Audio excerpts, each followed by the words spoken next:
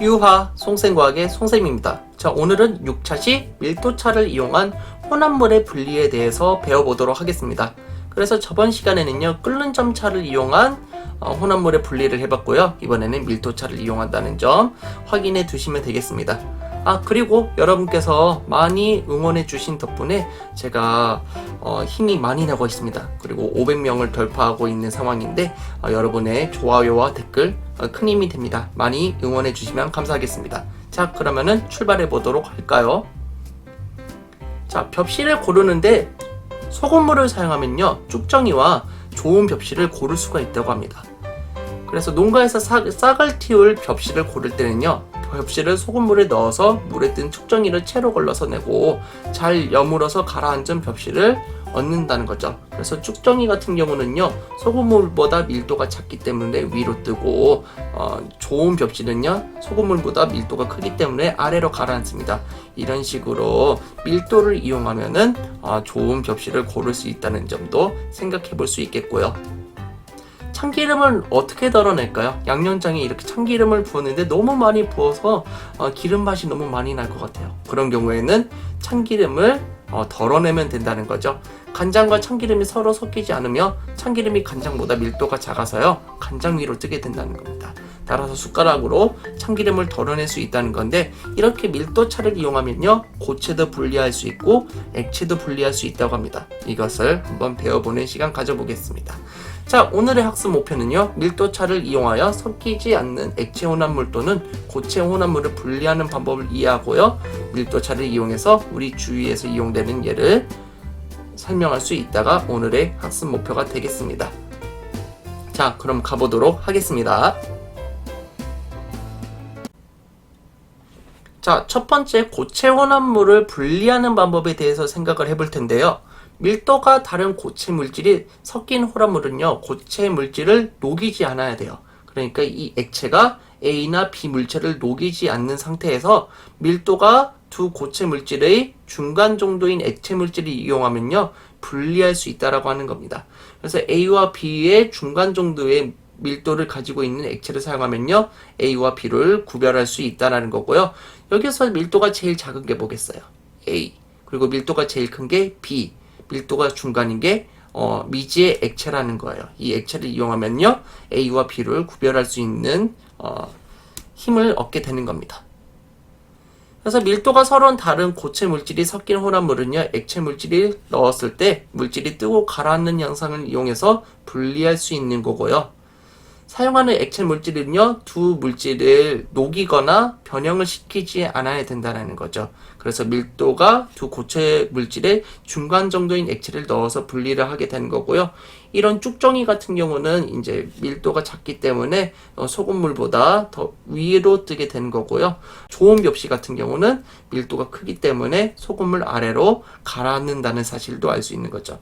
그래서 소금물이 쭉정이와 좋은 벽시의 밀도의 중간 정도라고 생각하시면 되겠습니다. 자, 플라스틱의 혼합물을 분리해 보도록 할 텐데요.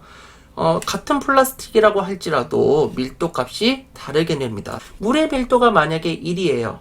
1g/cm 세제곱이라고 한다면은 물 위로 뜨는 게 어떤 걸까요? 그렇죠. 우유통이라는 겁니다. 그래서 생수병, 우유통, 요구르트통 조각이 섞여 있는 혼합물에서 이제 무엇이 떠오를까 하면은 우유통이 떠오르는데, 물보다 밀도가 작은 우유통 조각이 물 위로 떠오른다라는 거죠. 그럼 나머지 플라스틱 두 조각은 어떻게 구별을 할까요? 어떻게 하면 되냐면은 소금을 넣으면 되는 겁니다.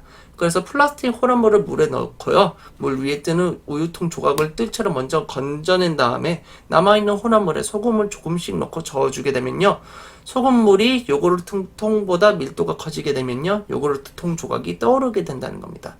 그래서 요구르트 통 조각을 건져내면요, 세 종류의 플라스틱이 구별이 된다는 건데요.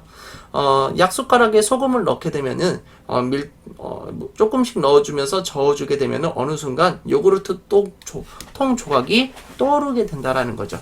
그럼 생수병 조각과 요구르트 통 조각을 구별할 수가 있다는 겁니다.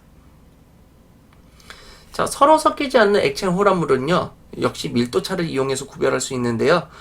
전제 조건이 있어요. 이 두 액체가 서로 섞이지 않는다는 전제 조건이 있어야 되겠습니다. 그래서 옥수수의 밀도보다 물의 밀도가 더 크기 때문에 물 같은 경우는 아래로 가라앉고 옥수수유는 위로 뜬다는 것을 확인할 수 있습니다. 이것에 관한 실험은 제가 역시 카드로 이제 달아놓도록 하겠습니다. 자, 가만히 놓아두면요, 밀도가 작은 액체는요, 위로 뜨고요, 밀도가 큰 액체는 아래로 가라앉아 두 층으로 분리가 된다는 거죠. 예를 들자면요, 바다에 기름이 유출되면요, 유출된 기름이 물보다 밀도가 작으므로 물에 떠서 넓게 퍼져나가는데 그 기름이 확산되는 것을 막기 위해서 이렇게 띠 같은 걸 둘러서 더 이상 확산되지 못하도록 할 수가 있다는 겁니다. 왜냐면은 물 위에 떠 있기 때문에 이 띠 아래로는 가라앉지 않기 때문이죠. 그래서 이때 기름 주위에 기름막이를 치면요, 기름이 퍼져나가는 것을 막아서 뜰채는 흡착포로 기름을 제거할 수 있습니다. 특히 흡착포 같은 경우는요, 기름을 잘 흡수하는 물질이기 때문에 기름을 제거하는 데 효과적이고요. 태양 기름 유출 사고 같은 경우에 이제 이런 것을 많이 활용을 했었습니다. 자, 서로 섞이지 않는 액체 혼합물을 분리하는 방법은요, 이러한 분별 깔때기를 이용하면 조금 쉽게 분리할 수가 있습니다. 그래서 밀도가 작은 물질은 위에 뜨고요, 밀도가 큰 물질은 아래로 가라앉습니다. 그래서 물과 식용유를 만약에 넣었다고 치면요, 이제 밀도차를 이용해서 구별할 수가 있다라는 거고요. 분별 깔때기에서 혼합물을 분리되었을 때 위층의 물질과 아래층의 물질이 무엇일까요? 그렇죠. 위층에는 식용유, 아래층은 물이 위치한다라는 사실을 알 수 있는 거죠. 식용유가 밀도가 작고 물이 밀도가 더 크기 때문에 그렇습니다. 자, 물과 식용유의 혼합물이 두 층으로 나뉘어지는 까닭이 무엇일까요? 그렇죠. 서로 섞이지 않고 밀도가 다르기 때문이죠. 섞인다면은 우리가 이제 밀도를 차를 이용해서 구별하기가 조금 쉽지는 않습니다. 분별 깔때기가 없을 때는요, 물과 식용유 혼합물을 분리할 수 있는 방법을 얘기해 보자면 뭐가 있을까요? 그렇죠. 위에 있는 식용유를 흡착포를 이용해서 흡수해서 빼낸다든지 아니면 스포이드를 이용해서 식용유를 덜어내는 방법이 있겠습니다.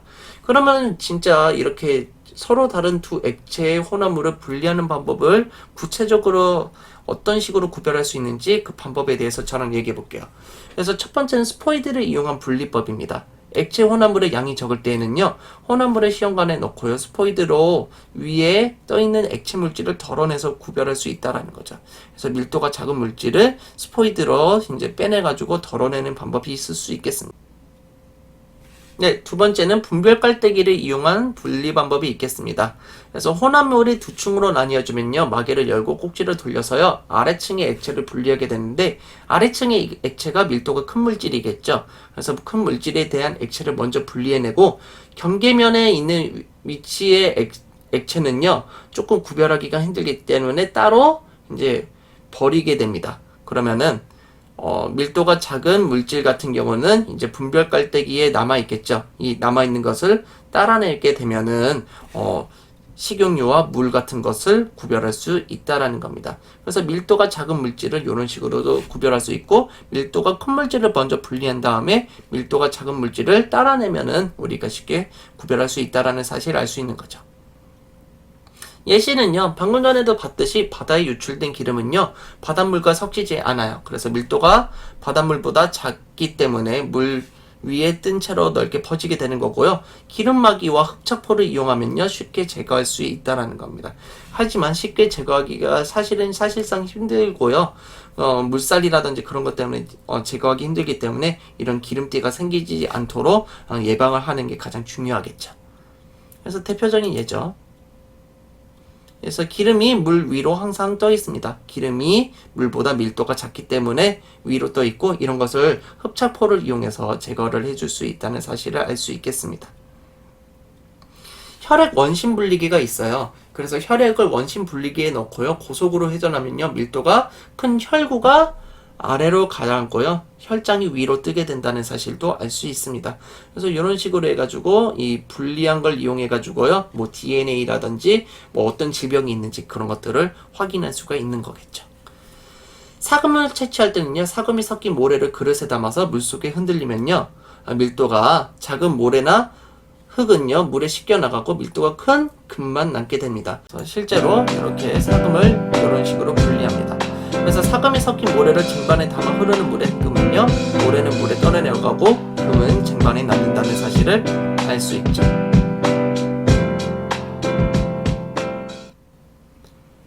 자, 오늘 배운 내용 정리해 보겠습니다. 벽실을 소금물에 넣으면요 소금물보다 밀도가 작을까요 클까요? 축정이는요 작죠. 작은 축정이는 물 위에 뜸으로 채로 걸러내면은 좋은 벽실만 걸러낼 수 있다라는 사실을 알 수 있는 거죠.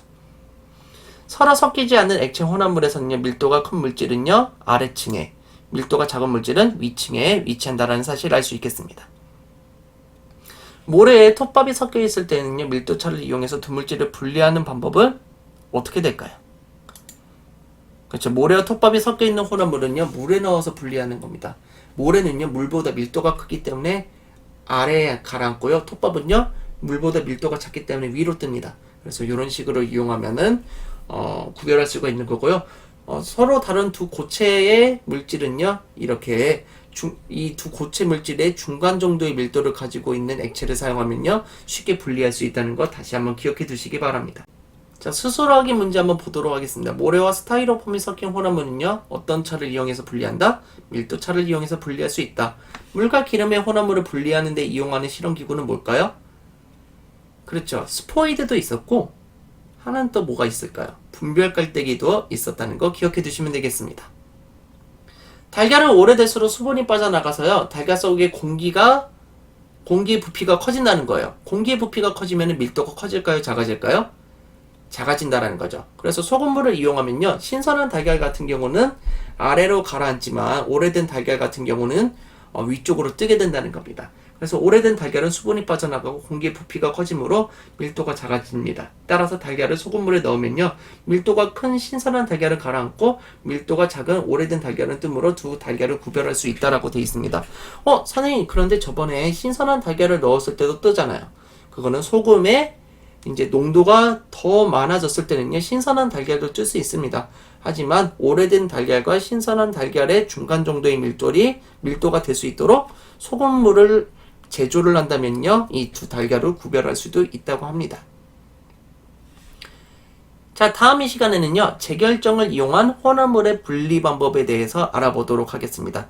자, 좋아요, 구독하기 부탁드리겠습니다. 여러분에게 항상 큰 힘이 되도록 최선을 다하겠습니다. 여러분 항상 화이팅입니다. 감사합니다.